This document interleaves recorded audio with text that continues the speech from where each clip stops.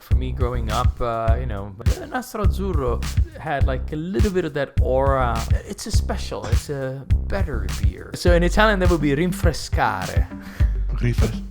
Yeah, so it's interesting to hear you describe Peroni as being that kind of beer. Welcome back to Beer Brackets, everybody. You're already rubbing your hands together, man. And I know why you're doing this, because we're continuing on with our series of episodes, exploring our heritage with Alessandro, exploring his Italian heritage, and within myself, exploring my Canadian heritage. We haven't gotten to that yet, but we will be getting to that soon. So you already saw that we did a Peroni Nastro Azzurro versus the Moretti, the Authentica. And what a great episode that was. But now we're going to have to dig deep into Peroni like only we can do with Beer Bracket beer reviews, my friend. And so we're going to do a full in-depth review of Peroni Nastro Azzurro. I'm so excited for this one, dude. You know, you were telling me before, and I find this really interesting. Peroni back home used to be a little bit of a special beer, right? It was considered like a little bit of a beer treat. That's right, my friend. That's exactly right. For me growing up, my parents and also like for myself, like in my friends, the Nastro Azzurro, maybe just because of the blue ribbon, right? Yeah, but makes it look it fancy. always had like a little bit of that aura of it's a better beer. It's how it's been marketed for sure, but it's just like how you feel like sometimes like when you get this those treats, like you said, like it's something treat. special. So almost like a Stella or a Heineken for somebody who is not from there. It's an import. It's something special. That's really interesting, and that's one of the reasons why we wanted to do these episodes, because we can kind of give our perspectives on these beers growing up in these places and what they've sort of meant within the beer marketplace. So it's interesting to hear you describe Peroni as being that kind of beer. And it was kind of that for me growing up too. I think Peroni was in that kind of category, like I said, of Stella or like a Heineken, something that was relatively accessible, a little bit more expensive than like the cheaper beers like, the Coors Lights or whatever. It was always considered a quality beer. Why don't you talk about the history of it a little bit? So when the Peroni brewery started, where it was located at first, where it moved to, what do we need to know? The brewery started in 1846, if I'm not mistaken. You are not mistaken. In a town up in northern Italy. A few years later, like they opened a second brewery in Rome. And that is the brewery that eventually like stayed and became like, expanded and made it the most famous. It started originally just brewing their lager, which is just a Peroni, which is still available and you can find it in Italy, but it's not the beer that made them, famous. It's for sure contributed to the beginning, but it's the Nastro Azzurro, which is the blue ribbon. And probably why, like, there's this distinction between the regular Peroni, which is like kind of more classic, and then you have the blue ribbon, which is the special one. And it's named like that because in 1933, the SS Rex transatlantic ship, an Italian transatlantic ship, made the crossing from Europe to the Americas in the fastest time. So it was awarded the blue ribbon, which was a trophy to do that. And to celebrate that, the brewery, Peroni, decided to make a special brew that's stuck around, and obviously is now their most famous beer. It's all over the world. We get to try a beer that was made as a celebration. And it's so disappointing, right? That people don't do this anymore, that they don't brew beers as a celebration of something. Why do we need to bring this back? We need to bring back beer celebrations. Why is it that when culturally, when we accomplish something, there isn't a beer brewed for it? This just doesn't happen anymore. It seems like this used to happen all the time. Whenever we're reviewing beers, it's like, oh, this was brewed as a celebration for this happening. What happened to that? What happened to beer celebrations? I agree, my friend. I think it's a way to create traditions and also to remember things because beers, no matter what, stays. They stand the test of time. All right, man, we're all ready to go. We got a little bit of background on Peroni. The scene is set. Let's get this review started. I can't wait. Let's see what we think about the Nastro Azzurro in a review setting. I'm really curious. It's time. Look at that.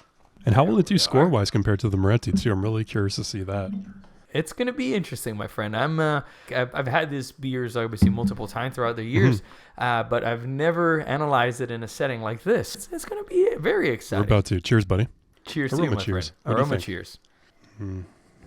Ooh, okay. There's a very gentle hop character to it. Yeah. Like it's the hops, I would say it's probably one of the most detectable things for me. They're not strong, obviously, but it's probably the main note. A little bit of sweet maltiness, very gentle. So take a sip. They're well done, but they're also very simple. So I think I'm going to start with a 1.5 because 1.5. there's nothing really that is jumping out of the glass for me. I mean, everything is well done. Yeah, at 1.5, I think it's fair. What do you think? I can see that. I agree with that description. I think that's pretty accurate. Everything's really nicely done. A little bit of maltiness, a little bit of hops there. Because being a Pilsner, it's a little bit more hop forward. I love saying that, hop forward. Yes. But if you think about like a Stella, it's very kind of comparable to that, where it's nice, but a little bit muted. So I think a 1.5 is very fair to start for the Aroma. Let's take a sip of these, buddy. Let me know what you think. Cheers. Cheers, my friend. Salute. Salute.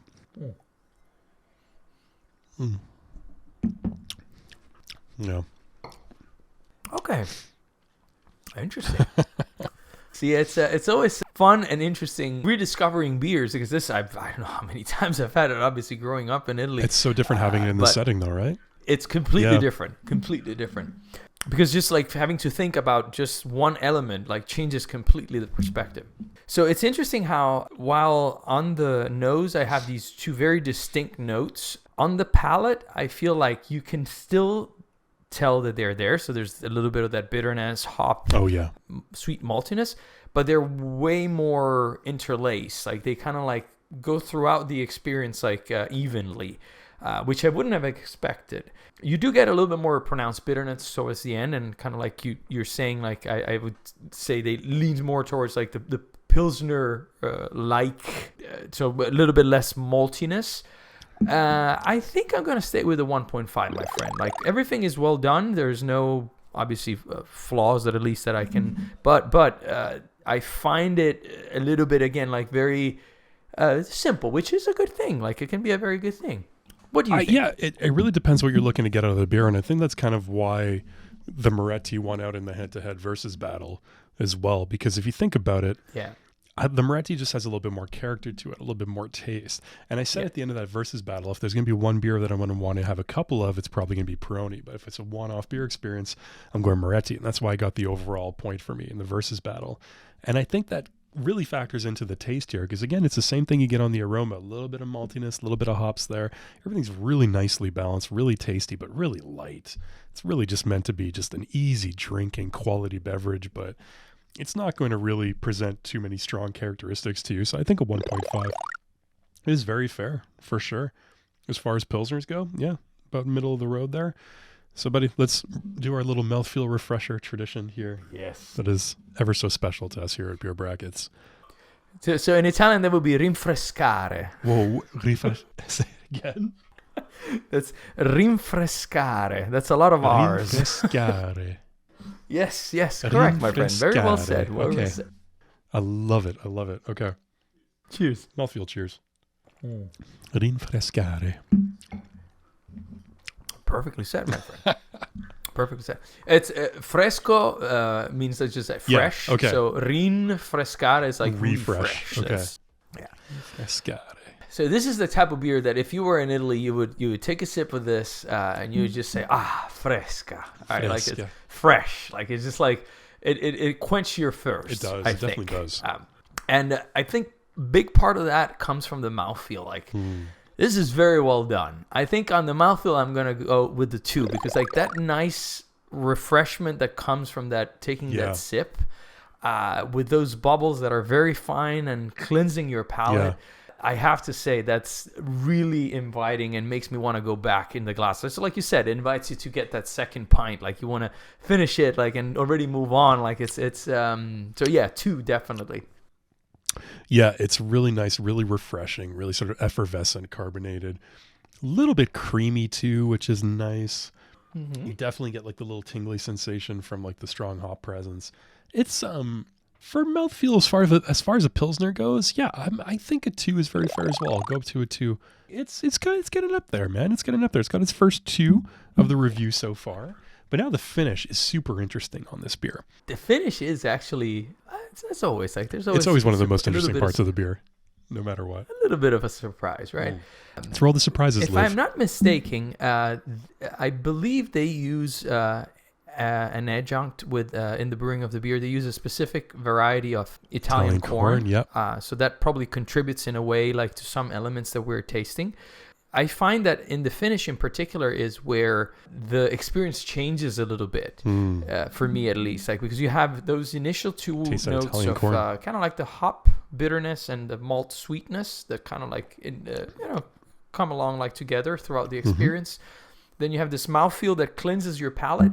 And then all of a sudden you start having those notes that start for me mostly with that sweetness. And I don't know if I'm imagining it, but that like almost like corn sweetness. There's a little bit of more sweet presence. It's funny. As soon as you mention something like corn, and we obviously know for a fact it's in there as an adjunct, but as soon as you mention it, it's like you start tasting it. You do, right? Like it's almost that power. If you don't know it's there, but you wouldn't pick it out necessarily. But once you say it, yeah. But I do like how still having that sweetness, the end has still a little bit of that hop presence. I think I'm going to still stick with the 1.5, not because I, still think there's anything wrong with it. It's just like, to me, that sweetness it's taking on a little bit too much. I think 1.5 is an interesting score for us because on our system here, I think 1.5, anything lower than a 1.5 is something that might be like disagreeable, like sort of like if there's a negative there or something really lacking. And then 1.5 is kind of where it starts to be like, okay, this is good. Like there's nothing wrong. There's nothing to pick on here. And I think that's where it lands for me too. There's nothing that stands out. There's nothing that's really exceptional aside from the fact that it's just obviously beautifully balanced and a very drinkable beer. But yeah, like I said, a little bit of that corn sweetness, little tiny bit of bitterness, little bit of maltiness, but it's very subtle. Again, this is meant for drinkability. So 1.5 is perfect, man. Perfect score. I agree with you so far all the way through. So now as an overall beer experience for the Nastro Azzurro, what do you think?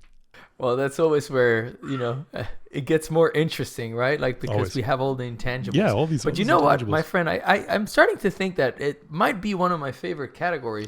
I know, right? For Me the too. fact. Definitely.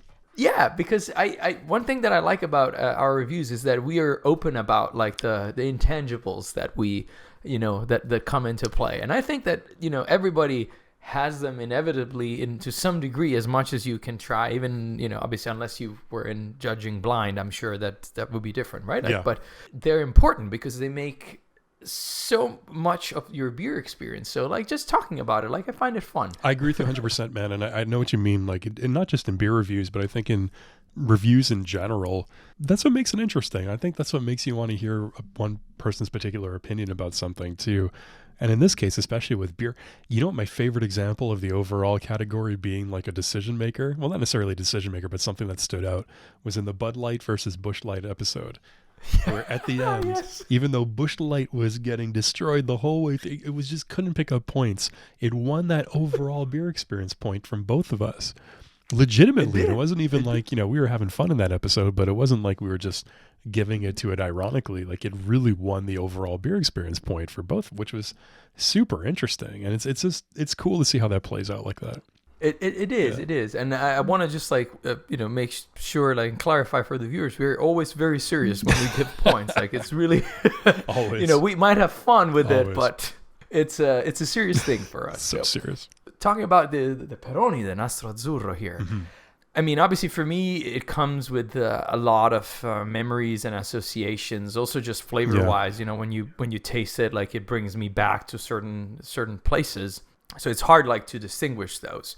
I do think that as an overall, like it's very middle, very well done beer. I think it's where it lands. Like for me, it goes a little bit higher just because of this nostalgia factor and. So I think a 2 there for me is where it lands. Like, and it just brings in like a little bit of those notes that it's difficult to find in other beers, at least in my opinion. I can see what you mean by that. I think for me, this is one of those beers where you can give it to anybody who likes any kind of beer. Are they a big beer drinker? Are they not a big beer drinker? You can give anybody a Peroni and they won't complain, and they'll drink it and they'll like it. It's one of those beers. But it doesn't necessarily, when you drink it, there's nothing really outstanding about it. It's just really easy to drink and it's really refreshing and it's got some nice taste to it. I think as an overall beer experience, I'm going to stay middle of the road. I'm going to stick with a 1.5 just because I don't have that much nostalgic attachment to it like you do. That's very fair, my friend. So it doesn't get those extra intangibles like it did for you, but I think middle of the road is perfect for this one. It's a good beer. All right, so calculating our final score is for Alessandro. It was a 2.86 on 5, which in our rating system comes out to a good beer. And for myself, it was a little bit lower with that overall beer experience score being half a point lower. It came out to a 2.66 on 5, which is still a good beer. And by the way, if anybody is curious about our rating system, there is a link down below in the description. Go check it out. You can learn all about how our rating system breaks down and also check out ratings on past beers if you are curious and you want to go through those and take a look. Thank you so much for joining us, everybody. This was so much fun. I couldn't wait to break down Peroni like this. By the way, everybody, if you do want to see all our episodes, if you don't want to miss any, make sure to click that notification bell down below. It's not something we push too often or we talk about, but The beer bell. click the beer bell down below. It's becoming more and more of a thing with YouTube. It's, just subscribing doesn't mean you're going to get all the episodes when they come out in your feed and you might miss them. So if it is important to you and you want to keep up with the channel and support, then definitely click that notification bell. And always let us know what you're drinking. What are you opening and closing your beer brackets with? Write it down. And don't forget to close your beer bracket. Oh, never forget. It's the most important thing. Ciao. Cheers. Ciao, ciao, ciao. Ciao. Ciao, ciao.